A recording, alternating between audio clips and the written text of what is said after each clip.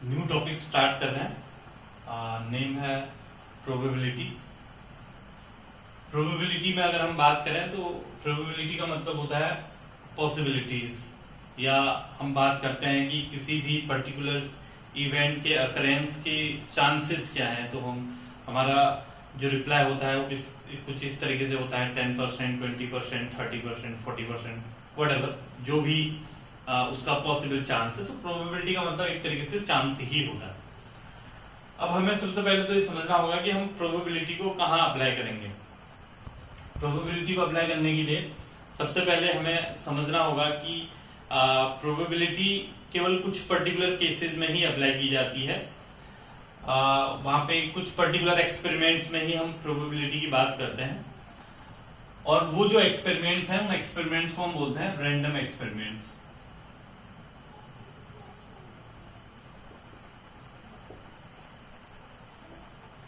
क्योंकि experiment random के अलावा डेमोन्स्ट्रेटिव एक्सपेरिमेंट्स भी होते हैं।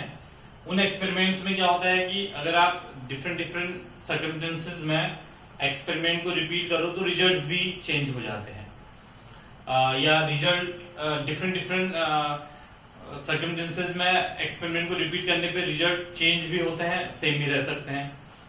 लेकिन अगर सेम सर्कमस्टेंसेस में एक्सपेरिमेंट को रिपीट करोगे तो रिजल्ट कभी भी चेंज नहीं होंगे।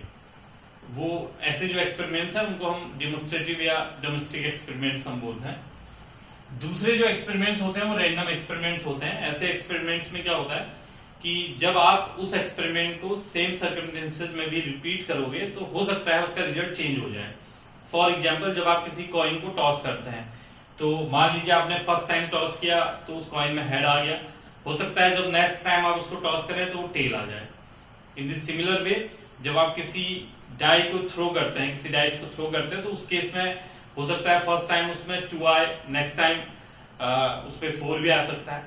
तो मेरे कहने का मतलब यहाँ पे यह है कि रैंडम एक्सपेरिमेंट्स वो एक्सपेरिमेंट्स हैं जिनमें सेम सर्कमस्टेंसेस के अंदर एक्सपेरिमेंट को रिपीट करने पे जो रिजल्ट है वो चेंज भी हो सकते हैं। तो ऐसे एक्सपेरिमेंट्स रैंडम एक्सपेरिमेंट कहलाते हैं। तो रैंडम एक्सपेरिमेंट जब होता है तो फॉर्म होता है सैंपल स्पेस। तो सैंपल स्पेस क्या है? Sample space is a set of possible outcomes during any random experiment. मान लीजिए हमने जो रैंडम एक्सपेरिमेंट लिया वो एक्सपेरिमेंट है टॉसिंग ऑफ अ कॉइन, किसी कॉइन का टॉस करना। तो इसके उस केस में जो सैंपल स्पेस हो जाएगा that will be this one, head, और इधर it will be a head और अ टेल। अगर यहीं पे इसको एस से डिनोट करते हैं सैंपल स्पेस को, कोई दूसरा सैंपल स्पेस S1, अगर आप किसी कॉइन को 2 बार टॉस कर रहे हैं तो हो सकता है दोनों बार हेड आ जाए, हेड हेड। हो सकता है पहली बार हेड आए दूसरी बार टेल आ जाए। हो सकता है पहली बार टेल आए दूसरी बार हेड आए। हो सकता है दोनों बार टेल आ जाए। तो this type of set is known as sample space. ये सैंपल स्पेस है tossing of a coin 2 times, और ये सैंपल स्पेस है tossing of a coin once. ये सैंपल स्पेस उसके लिए भी हो सकता है जब आप 2 कॉइन्स को एक बार टॉस करते हैं, उस केस में भी।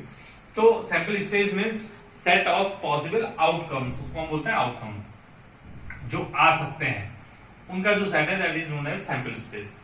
अब जब सैंपल स्पेस आपको मालूम है तो उस केस में आपको प्रोबेबिलिटी अगर निकालनी हो, जो प्रोबेबिलिटी का सीधा सा फंडा है वो आपको समझना होगा। प्रोबेबिलिटी इक्वल टू होता है favourable number of favourable outcomes, number of favourable outcomes divided by total number of outcomes, total number of outcomes. यानी कि उस पर्टिकुलर इवेंट जिसका आप प्रोबेबिलिटी निकालना चाह रहे हैं अकरेंस का, उसके फेवर में कितने आउटकम्स हैं और उसको डिवाइड कर देंगे टोटल कितने आउटकम्स है। जैसे अगर आपसे यहाँ पे एक क्वेश्चन पूछा जाए कि what will be the probability of getting 2 heads when 2 coins tosses once or when a coin tosses 2 times। तो उस केस में 2 heads के लिए कहा है तो फेवरेबल आपके पास केवल यही है उस केस में। तो फेवरेबल आपके पास कितने हैं? 1 हो गया, और टोटल आउटकम्स कितने हैं? 1 2 3 4। तो 1/4 हो जाएगी इस बात की प्रोबेबिलिटी की आपको किसी कॉइन को 2 बार टॉस करने में या 2 कॉइन को 1 बार टॉस करने में दोनों हेड मिल जाए, उसकी प्रोबेबिलिटी ये होगी। अगर उसी में पूछा जाता what will be the possibility of getting one head, तो उस केस में आपकी जो प्रोबेबिलिटी हो जाती है दैट विल बी फेवरेबल, आपके पास ये दो हो जाते हो क्योंकि इन दोनों में एक एक हेड है, तो अभी हो जाता 2 और टोटल होते हैं आपके पास 4, तो 2/4 यानी कि 1/2। अगर इसी क्वेश्चन में पूछा जाता गेटिंग एटलीस्ट वन हेड, तो उस केस में फेवरेबल आपके पास 1, 2, 3 हो जाते हैं क्योंकि इसमें एक, इसमें एक, इसमें दो, एटलीस्ट वन का है, तो उस केस में प्रोबेबिलिटी हो जाती है अकरेंस की दैट इज 3/4। अगर आपसे कहा जाता कि the probability of getting no head, तो उस केस में नो हेड या गेटिंग बोथ टेल्स, तो उस केस में एक ही फेवरेबल होता है दिस वन। फिर से आपकी इसके अकरेंस की जो प्रोबेबिलिटी होती है दैट विल बी 1/4 हो जाता। तो इस तरीके से आप प्रोबेबिलिटी का जो फॉर्मूला है उसको आप अप्लाई कर सकते हैं, और जो सिंपल से क्वेश्चंस होते हैं प्रोबेबिलिटी पे बेस्ड उनको आप सॉल्व कर सकते हैं। जैसे मैं एक आध एग्जांपल के साथ और इसको क्लियर करना चाहूंगा, लेकिन आपको एक बात तो समझनी होगी कि सैंपल स्पेस ही आपको चाहिए होता है जब आप किसी भी इवेंट के अकरेंस की प्रोबेबिलिटी निकालते हैं। मान लीजिए कि आपने एक कॉइन को टॉस करा और उस केस में एक डाई को थ्रो करा, और उस केस में जो पॉसिबल आउटकम्स का सेट है दैट इज सैंपल स्पेस जो है वो ये हो जाएगा 1, 2, 3, 4, 5, 6। अब आपसे कहा जाए probability of getting multiple of 3 और इवन नंबर।